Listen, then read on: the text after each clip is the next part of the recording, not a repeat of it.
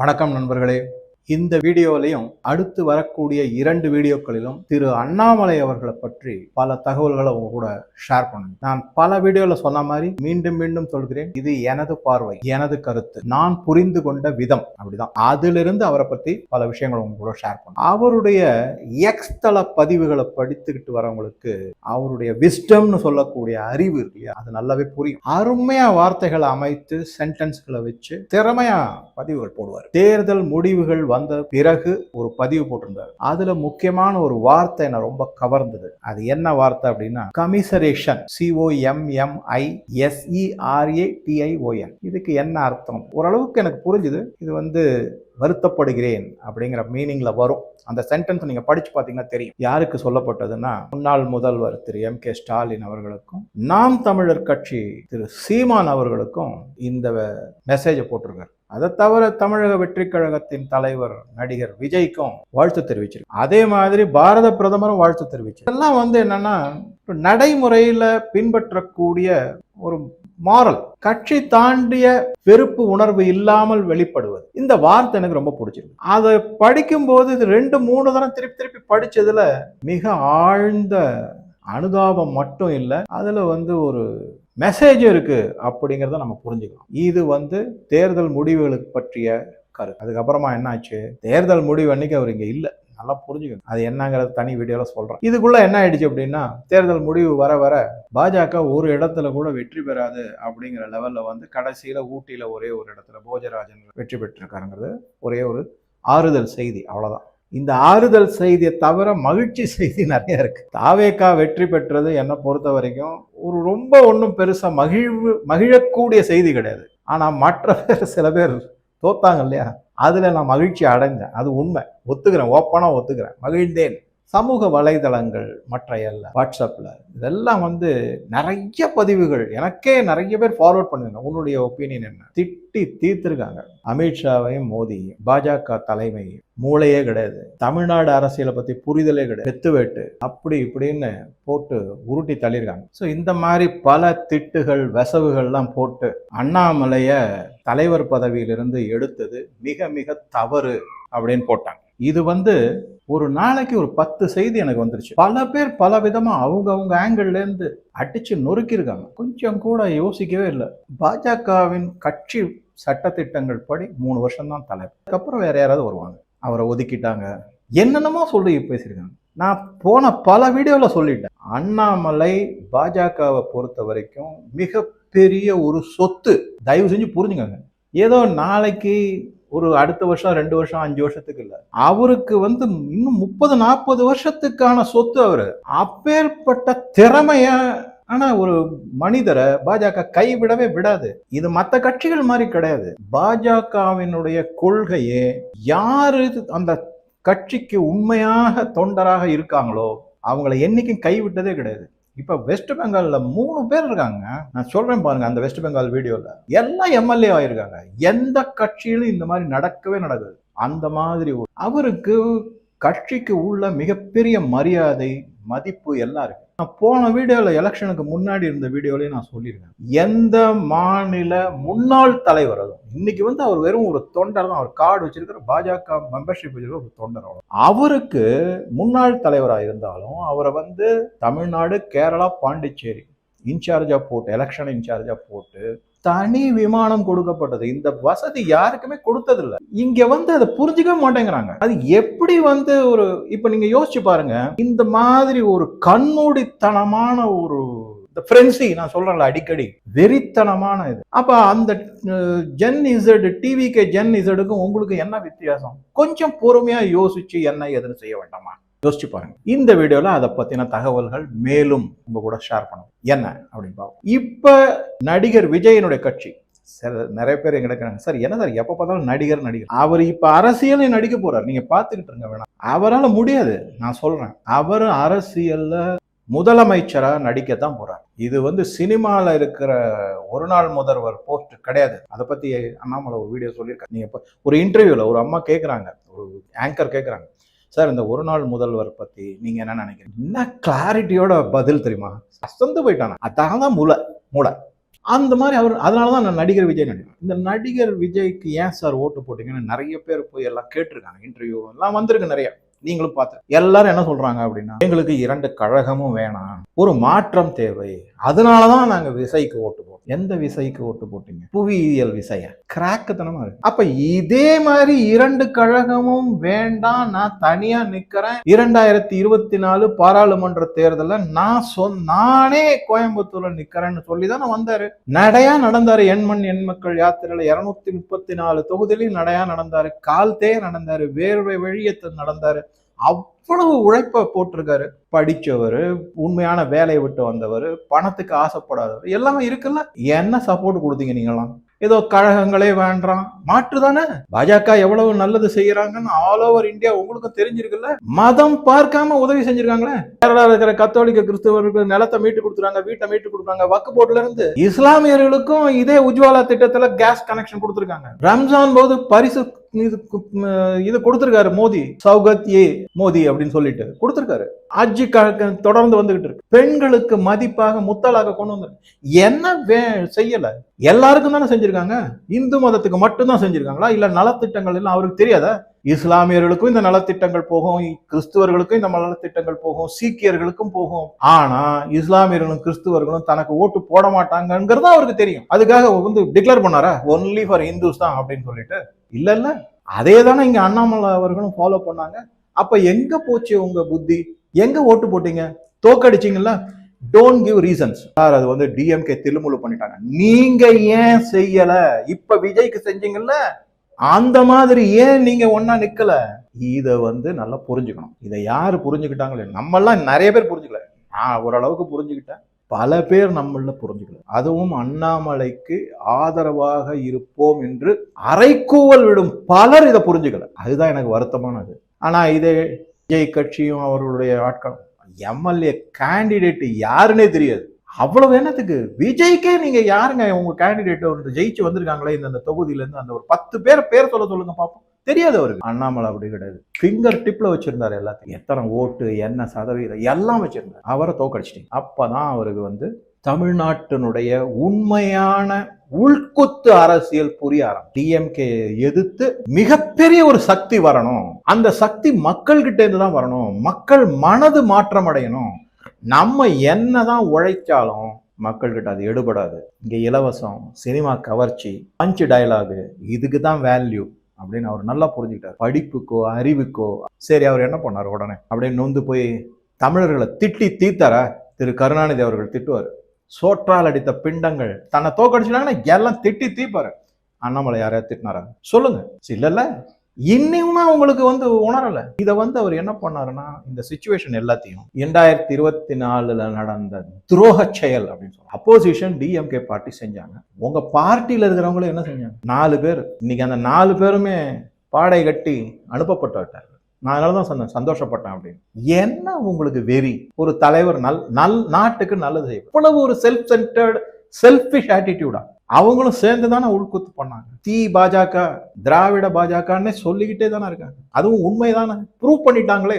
அப்பதான் அவருக்கு தெரிஞ்சது, இந்த இடத்துல திராவிடியன் ஐடியாலஜி, நான் சொன்ன மாதிரி அதுல இருக்கிற பல வேண்டாத விவகாரங்களான anti Indian, anti national, anti Hindu, பிரிவினைவாதம் பேசுவது, இந்துக்கள் கோவில்கள் வரக்கூடிய பணத்தை கொள்ளையடித்து சிறுபான்மை அப்படின்னு சொல்லக்கூடிய மக்களுக்கு அந்த பணத்தை கொண்டு போய் சேர்ப்பது, இந்த மாதிரி எல்லாம் இதை மாற்றுவதற்கு ரொம்ப கடினம், காலதாமதம் ஆகும் அப்படிங்கிறத அவருடைய போலீஸ் புத்தி முழுமையாக புரிந்து கொண்டது. அதை அப்படியே கொண்டு போய் மோடி அமித்ஷா கிட்ட சொல்லிட்டாரு. அவர் இதுதான் உண்மையாக நடந்தது. அங்க போய் சொன்னோன்னே நான் ஒண்ணு கேட்கிறேன், மோடிக்கும் அமித்ஷாவுக்கும் உளவுத்துறை இந்த மாதிரி எல்லாம் வச்சு தமிழ்நாட்டுடைய நிலவரம் என்ன, எப்படிலாம் இங்க நடக்குதுன்னு அவங்களுக்குலாம் தெரியாத? இன்னைக்கு கிட்டத்தட்ட 75% இந்தியாவினுடைய நிலப்பரப்பு பாஜகவினுடைய ஆட்சியில இருக்கு. நேரடியாகவோ இல்ல கூட்டணி மூலமாகவோ. ஆமா, என்ன பெருசா? 15 வருடம் குஜராத் முதல்வர், 12 வருடம் இந்தியாவின் பிரதமர், 27 வருட அனுபவத்தை துச்சமா மதிக்கிறோம். நம்ம நின்னோம்னா, நான் இப்ப சொல்றேன், நான் நின்னா என் வீட்டுல இருக்கிறவங்களே எனக்கு ஓட்டு போடுவாங்களான்னு தெரியாது. ஆனா நம்ம எந்த பொசிஷன்ல நம்மளை வச்சுட்டு இருக்கோம்னா, மோடிக்கும் அமித்ஷாவுக்கும் அறிவுரை கூடக்கூடிய நிலையில நம்ம நிறுத்தி பார்க்கணும். நான் அதனாலதான் திருப்பி சொல்றேன், தயவு செய்து இந்த வதந்திகளை நம்பாதீர்கள். அண்ணாமலை ஒதுக்கப்படவில்லை, அவருக்கு உரிய மரியாதை கொடுக்கப்பட்டு கொண்டுதான் இருக்கிறது. உங்களுக்கு எங்கிட்டையும் வந்து சொல்லிட்டு போக மாட்டாங்க, தினம் வந்து ஒரு லெட்டர் போட மாட்டாங்க எல்லாருக்கும், பொதுமக்கள் எல்லாம். இதனால் தெரிவிப்பது என்னவென்றால், அண்ணாமலைக்கு எந்த அவமரியாதையும் கிடையாது, பாஜக உரிய மரியாதை கொடுக்கப்பட்டுள்ளது. இதனால் நாங்க தினம் இதை வந்து பத்திரிகையில் அட்வர்டைஸ்மெண்ட் மாதிரி போட முடியுமா? நீங்களா கற்பனையில, சரி அது கற்பனையா அப்படின்னா அதுவும் இல்லை. அது என்ன பிரச்சனை அப்படின்னா, இது எல்லாமே இந்த டிஎம்கேல இருக்கிற ஐடி விங்கு, அதுக்கப்புறம் இந்த கேவலமான புத்தி, நிஜமா சொல்றேன், அதுக்கப்புறம் இந்த இபிஎஸ் கேவலமான புத்தி, நிஜமா சொல்றேன். அவர் தலைவராக இருந்தா நான் கூட்டணி வரமாட்டேன்னு சொன்னேன், கழட்டி விட்டுருக்கலாம் ஏதோ. ஆனா நான் சொன்ன மாதிரி அடுத்த வீடியோல வருது, அதை பத்தி என்னன்னு சொல்றேன் பாருங்க, ஃபுல் டீடைல் நான் சொல்றேன் அடுத்த வீடியோல. அந்த மாதிரி எல்லாம் இருக்கும் போது எப்படி இது பண்ண முடியும்? அதனாலதான் என்ன பண்ணாங்க, சரி நான் தலைமை பகுதியில் வருகிறேன். இது ஸ்ட்ராட்டஜி, நான் திருப்பி சொல்றேன், இது வந்து பாஜக உள்ளே செய்யப்பட்ட ஒரு அருமையான ஸ்ட்ராட்டஜி.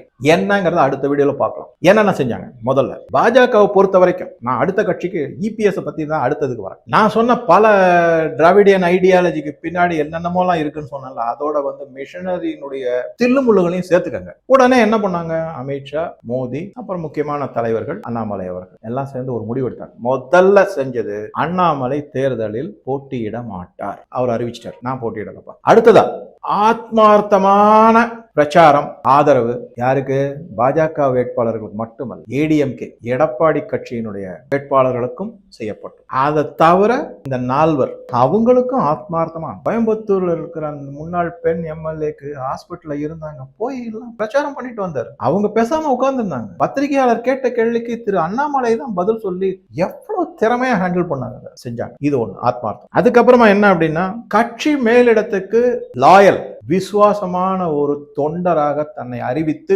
உழைக்கவும் செய்தார். 3வது பாயிண்ட். 4வது, மக்களிடம் மீண்டும் மீண்டும் தனது நேர்மையை நிரூபித்தார் திரு அண்ணாமலை அவர். He proved his honesty.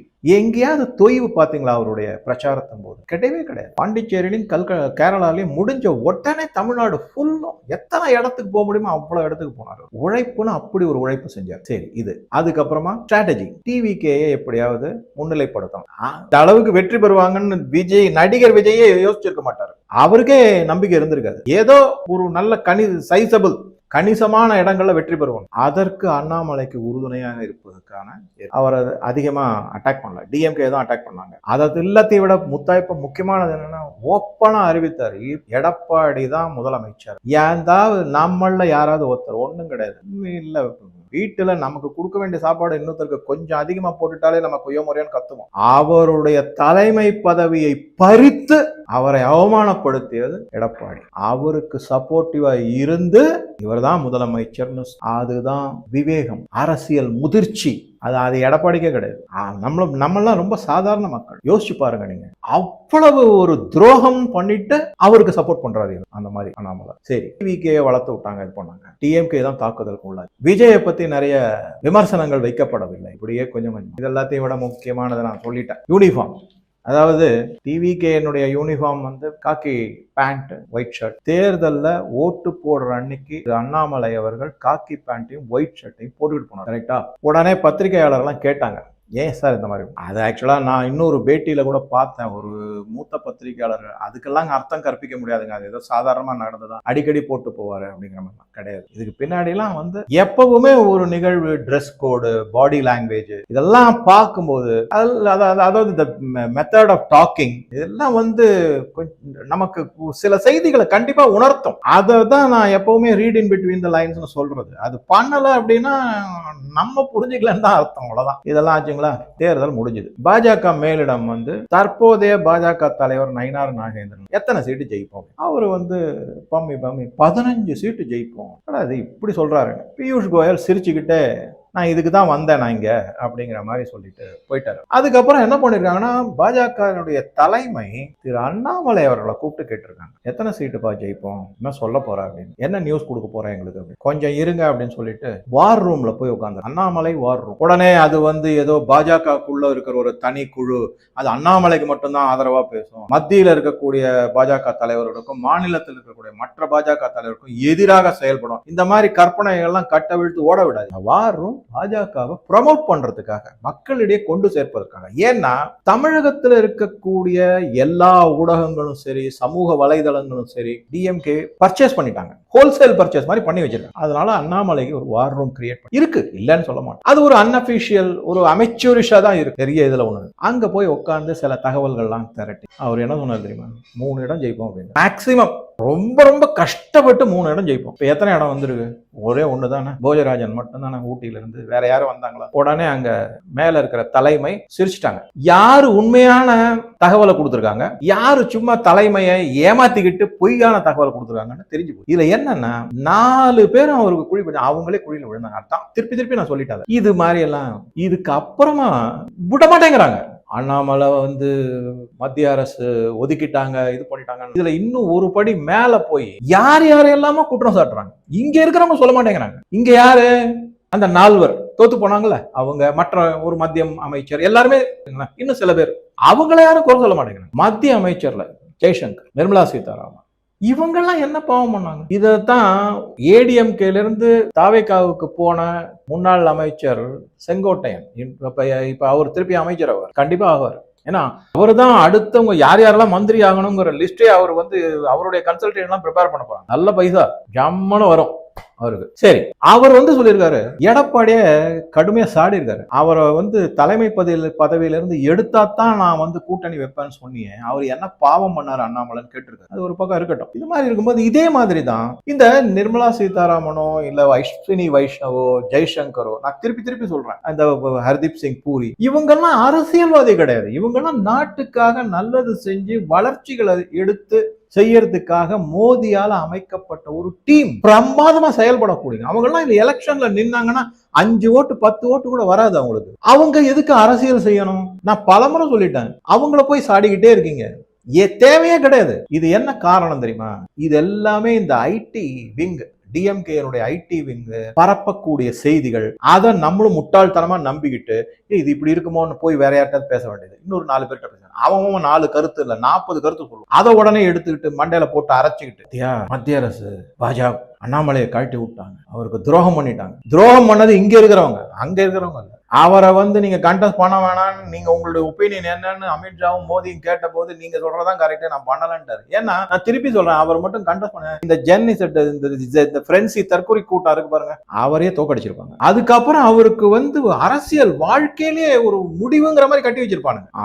ஆக மொத்தம் என்ன கேட்டா அவர் காப்பாற்றப்பட்டார். ஃபியூச்சருக்காக அவரை அப்படியே பத்திரமா காப்பாத்திருக்காங்க மத்திய இருக்கக்கூடிய பாஜக. இதை விட இன்னும் ஒரு படி போயிட்டு குருமூர்த்தி, அதுக்கப்புறம் இன்னொருத்தர் 2-3 பேர், அவங்களெல்லாம் இப்ப சமீபத்துல கூட ஆனந்த நரசிம்மன் CNN News 18ல ஒரு பேட்டி கொடுத்திருக்காரு குருமூர்த்தி அவர்கள், துக்ளக் ஆசிரியர். அதுல போய் பாருங்க நீங்க, அந்த பேட்டியில அவர் கிளியரா சொல்றாரு, 2025ல அண்ணாமலை பதவியிலிருந்து எடுக்கப்பட்ட போது நான் பாஜக கிட்ட சொன்னேன், மிகப்பெரிய தவறு செய்யறீங்க. அவர் அந்த பேட்டியில உண்மையா சொல்லிடுறாரு. நீங்க வேணா போய் பாருங்க, CNN News 18, ஆனந்த் நரசிம்மன், ராகுல் சிவசங்கர் 2 பேரும் குருமூர்த்தி அவர்களை இன்டர்வியூ பண்றாங்க. அப்பயே நான் சொன்னேன் அப்படிங்கிறாரு, பரிபூரணமான ஆதரவு. அவர் சொல்றாரு அண்ணாமலை எடுத்தது மிகப்பெரிய தவறு, ஆனா நான் விட்டுட்டேன், ஏன்னா இது அரசியல் சார்ந்தது, நான் அதுல உள்ள போக விரும்பல, அதனால நான் விட்டுட்டேன், அதை கண்டுக்கல அப்படிங்கிறத சொன்னார். அந்த பேட்டி இருக்கு. இதே பேட்டிய, இதே பாயிண்ட ரிபப்ளிக் டிவிலயும் அவர் சொல்லியிருக்காரு. ஆனா அவரை அண்ணாமலைக்கு குருமூர்த்தி ஸ்வாஹா அப்படின்னா எனக்கா ஒரே சிரிப்பா வருது. இதுக்கு ஒருபடி மேல போய் RSSல ஒரு நல்ல தலைவர் தமிழ்நாட்டில் அண்ணாமலை பதவியிலிருந்து எடுத்துட்டாங்கன்னு உடனே நீங்க நம்ப மாட்டீங்க, அவர் ஏர்போர்ட்ல இருந்து வராரு, வெளியே வராரு, இவர் RSS ஆபீஸ்ல இந்த தலைவர் நேரடியா போய் அவங்க சந்திச்சு அண்ணாமலை கிட்ட சொல்றாரு, நீங்க பதவி விட்டுடாதீங்க, சரின்னு ஒத்துக்காதீங்க, பதவியில இருங்க, நீங்க தான் இருக்கணும், நீங்க இருந்தாதான் தமிழ்நாடு உருப்படும். அவரும் பிராமின், குருமூர்த்தியும் பிராமின். ஆனா பரப்புரை செய்யப்படுவது எப்படின்னா, பிராமின்ஸ் அண்ணாமலைக்கு எதிரி. என்ன கிராக்கு தனமா இருக்கு. எல்லாம் டிஎம்கே ஐடி.